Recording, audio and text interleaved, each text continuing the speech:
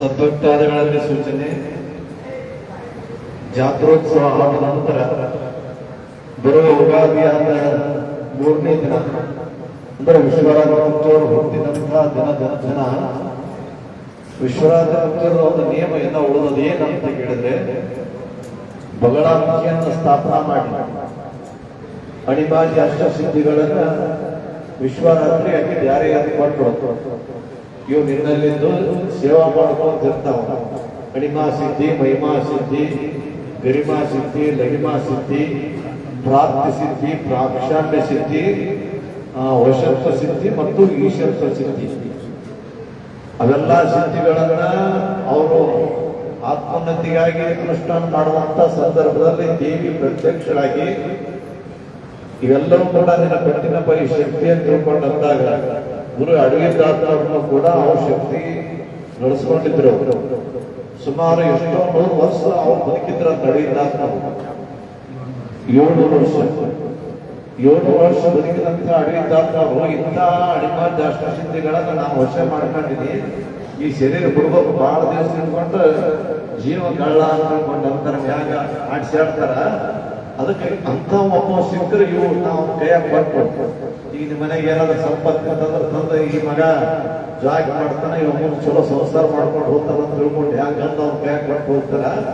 ಆಗ ಅಡವಿದ್ದ ಅಂತ ಹುಡುಕಾಡ್ಕೊಂಡು ಬಂದು ವಿಶ್ವರಾಧ್ಯನಿಗೆ ಎಷ್ಟೋ ಜನ ನಡ್ಕೊಂತ ಬಂದು 7 ವರ್ಷ ಜೀವಂತಿದ್ದಂಥವ್ರು ನಡ್ಕೊಂತ ಬಂದು ವಿಶ್ವರಾಧ್ಯರಿಗೆ ಅಣಿಮಾದಿ ಅಷ್ಟಸಿದ್ಧಿಗಳನ್ನ ದಾರಿಯಲ್ಲಿ ಕೊಟ್ಟರು.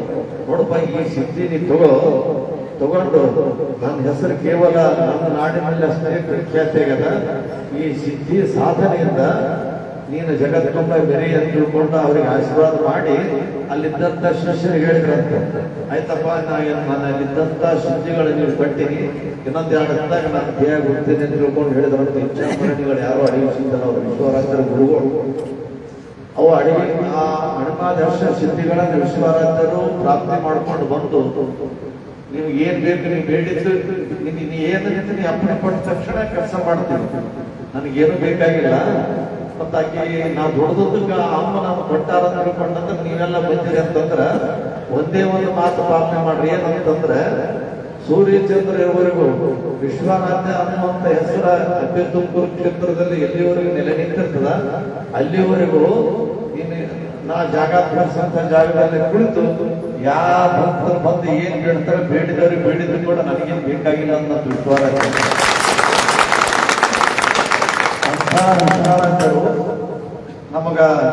ನನಗಿನ್ನು ತಲೆ ಆಸರೆ ಇಲ್ಲ, ನಮ್ಮ ಅವನ ಆಸರೆ ಬೇಕು, ತೊಡಿಬೇಕಂತ ತಿಳ್ಕೊಂಡು ತಲೆ ತಾಯಿ ತೊಡಿಮ್ಯಾಗ ಮಗುವಾಗಿ ಮಲ್ಕಂಡು ಹಾಲು ಕುಡಿತಿರ್ತಾರೆ. ಹಾಗ ಅಲ್ಲಿ ಬಗಳಾಮುಖಿ ತಾಯಿಯ ಮೂರ್ತಿ ಪ್ರತಿಷ್ಠಾಪನೆ ಆಯಿತು. ಆ ನಂತರ ವಿಶ್ವರಾಧ್ಯವರು ಅಲ್ಲೆಲ್ಲ ಏನು ಅಷ್ಟಮೂಲಿ ಏನು ಮೂಲಿ ಮಾಡಿ ಅಲ್ಲೆಲ್ಲ ಮಾಡಿ ಅವರು ಒಂದು ಇದರಲ್ಲಿ ಏನೇನು ಅವ್ರು ಕುಂದ್ರಲಾಕ ಬರೋದು ಮುಚ್ಚನೆ ಮಾಡಿ ಜಾಗ ನಾವು ಅವಾಗೇ ಮಾಡ್ಬೇಕಾಗಿತ್ತು. ಅಣಿಮಾದಿ ಅಷ್ಟಸಿದ್ಧಿಗಳ ಮೂರ್ತಿ ಒಂದೊಂದು ಮೂರ್ತಿ ಒಂದು ಸ್ವರೂಪ ಜ್ಞಾನ ಪುಸ್ತಕದಾಗ ಹಾಕಿಂತ ಹಿಂಗಿಂತ ನಾವು ಕೇಳ್ತಿರ್ತೇವೆ. ಬಸವರಾಜ ಶಾಸ್ತ್ರ ಅಂತ ಹಿಂಗೆ ಆನಂತ, ಮತ್ತೆ ಈ ಮುಂದೆ ಮಲ್ಲಿಕಾರ್ಜುನ ಹಿಂಗೆ ಆನಂತ ತಿಳ್ಕೊಂಡು ಹೇಳ್ತೇವೆ, ಸಣ್ಣ ಪುಸ್ತಕ ಹಿಂಗೆ ಆನಂತ ಹೇಳ್ತೇವೆ. ಹಂಗ ಯಾವ ಸಿದ್ಧಿ ಹ್ಯಾಂಗೆ ಅಂತ ತಿಳ್ಕೊಂಡು ಲೋಕಕ್ಕೆ ಯಾರಿಗೆ ಗೊತ್ತಿಲ್ಲ. ನಾವು ಮತ್ತು ಶಾಸ್ತ್ರ ಪಂಡಿತೋತ್ತಮರನ್ನು ಕರೆಸಿ ಎಲ್ಲ ಶಾಸ್ತ್ರಗಳು ನಾವು ಎಲ್ಲ ಗೊತ್ತು ಯಾವ ಸಿದ್ಧಿ ಹ್ಯಾಂಗ ಸ್ವರೂಪ ಆಕಾರ ಅಂತ ತಿಳ್ಕೊಂಡು ಒಂದೊಂದು ಮೂರ್ತಿ ಡಿಸೈನ್ ಮಾಡಿ ಚಿತ್ರಕಲೆ ಬಿಡಿಸಿ ಶ್ರೀಶೈಲವ್ರನ್ನ ಅವರೆಲ್ಲರೂ ಕೂಡ ಮಾಡಿ ಶಾಸ್ತ್ರೋಕ್ತವಾಗಿ ಆ ವಿಶಾಖಪಟ್ಟಣದವರು ಇಲ್ಲಿ ಕೋಲಾರಕ್ಕೆ ಕರೆಸಿ ಒಂದೊಂದು ಮೂರ್ತಿ ಮಾಡಿಸಿ ಇಲ್ಲಿ ಪ್ರತಿಷ್ಠಾಪನೆ ಮಾಡ್ತೀವಿ ನಾವು. ಅಂದ್ರೆ ಉಗಾದಿ 3ನೇ ದಿನಕ್ಕೆ ಮುಂಚೆ ತೊಟ್ಟಲ ದಿನ ಅವು 8 ಸಿದ್ಧಿಗಳ ಮೂರ್ತಿ ಸ್ಥಾಪನಾ ಮಾಡುವಂತ ದಿನ. ಅವು 8 ಸಿದ್ಧಿಗಳು ಒಂದೊಂದು ಮೂಲೆಗೆ ಕಮಾನ ಮಾಡಿವಲ್ಲ ನಾವು, ಸ್ಟೇಜಿನ ಕಮಾನ, ಅವೆಲ್ಲ ಸಿದ್ಧಿಗಳು ಈ ಸಿದ್ಧಿ ಇಲ್ಲಿ ಈ ಸಿದ್ಧಿ ಇಲ್ಲಿ ಅಂತ ತಿಳ್ಕೊಂಡು ಮುತ್ತೆರು ಎಲ್ಲೆಲ್ಲಿ ಜಾಗ ಇದು ಈ ಮುತ್ತೆ ಕೊಡೋದು ಈ ಜಾಗ ಈ ಮುತ್ತೆ ಕೊಡೋದು ಈ ಜಾಗ ಹಂಗೆಲ್ಲ ಸಿದ್ಧಿಗಳ ಮೂರ್ತಿ ನಾವು ಈಗಾಗಲೇ ಮಾಡಿಸಿವಿ. ಆ ಮೂರ್ತಿಗಳು ಗಂಗಾ ಸ್ನಾನಕ್ಕೆ ಎಲ್ಲಿ ಹೋಗ್ತಾವಂತಂದ್ರೆ ಭೀಮಾ ನದಿಗೆ. ಇಲ್ಲಿ ಒಳಗೆ ಅಂದ್ರೆ ಉಗಾದಿ ಅಮಾವಾಸ್ಯಾದ 3ನೇ ದಿನ ಅಂದ್ರೆ ಮುಂಜಾನೆ ತೊಟ್ಲಿರ್ತಾವ ಸಂಜೆ ಮುಂದೆ ಅವ ತೊಟ್ಲ ದಿವಸ ಮುಂಜಾನೆ ಸುಮಾರು 10:30 ಗಂಟೆಗೆ ಇಲ್ಲಿಂದ ಭೀಮಾ ನದಿಗೆ 8 ಮೂರ್ತಿಗಳು ತಗೊಂಡು ಅಲ್ಲಿ ಹೋಗೋದು. ಹೋಗಿ ಗಂಗಾ ಸ್ನಾನ ಮಾಡ್ಕೊಂಡು ಬಂದು 101 ಡೊಳ್ಳು 101 ಹಲಿಗೆ ಹೀಗೆ ಹಲವಾರು ವಾದ್ಯ ವೈಭವದೊಂದಿಗೆ ಉತ್ಸವದಲ್ಲಿ ಕರ್ಕೊಂಡು ಬಂದು 3 ದಿನ ಪೂಜೆ ಇರ್ತದೆ. 3 ದಿನ ಪೂಜೆ ಆದ ನಂತರ ಈ ಊರಾಗೆ ದೇವಿ ಸ್ಥಾಪನಾ ಮಾಡಿದ್ರು. ಅಷ್ಟಮ ಸಿದ್ಧಿಗಳಿಗೆ ಕರ್ಕೊಂಡ್ಬಂದು ಕುಂದಿಸಿದ್ರು. ಹಂಗೆಲ್ಲ ತಾಯಿ ದೇವರಿಗೆ ಅಂದ್ರೆ ಈ ಊರಾಗಿದ್ದಂತ ಊರಾಗ ಹೋಗಿದಂತ ಹೆಣ್ಮಕ್ಳಿಗೆ ಸೀರೆ ಉಡಿಸಿ ಅವರೇ ಸೀರೆ ಹಿಂದಿಂದ ಕಳಸ ತಗೊಂಡು ಮತ್ತಾಗ ಇದು ಹಣ್ಣು ಮಾಡಿದ ಅಷ್ಟಸಿದ್ಧಿಗಳಿಗೆ ಬೆಳಗಿದ್ರೆ ನನಗನ್ನಿಸ್ತದ ಅಂತ ಸುಯೋಗ ಮತ್ತು ಮುಂದೆ ನಮ್ಮ ಮತ್ತೊಂದಂತ ಬರೋ ಕಾಲ ಬೇರೆ ಎಲ್ಲಿ ಸಿಗಲಾಗಿಲ್ಲ ಅಂತ ನನಗನ್ನಿಸ್ತದೆ. ಎಲ್ಲ ಸುದ್ದಿರ್ತಾವ ನಮಗೇನು ಎಪ್ಪ ಮುಂಚೆ ನಾನು ಹಿಂಗ್ ಮಾಡ್ಕೋಬೇಕನ್ನೋದ ಆ ಕಡೆ ಹೋಗೋದಕ್ಕಿಂತ ಹೋಗಿ ಈ ಬಂಗಾರ ಅಂಗಡಿ ಬೇಕಾದ್ರೆ ಬಂಗಾರ ಅಂಗಡಿಗೆ ಹೋಗ್ತೀವಿ ನಾವು. ಬಂಗಾರ ಅಂಗಡಿ ಬೇಕಾದ್ರೆ ಬಂಗಾರ ಬೇಕಂತ ತಿಳ್ಕೊಂಡು ಕಾಯಿಪಲ್ಲೆ ಮಾರ್ಕೊಂಡು ಕೇಳಿದಂತ ಕಾಯಿಪಲ್ಲೆ ಬೇಕಂತ ತಿಳ್ಕೊಂಡು ಮತ್ತೆ ಬಟ್ಟೆ ಅಂಗಡಿ ಹೋಗಿ ಇಲ್ಲ.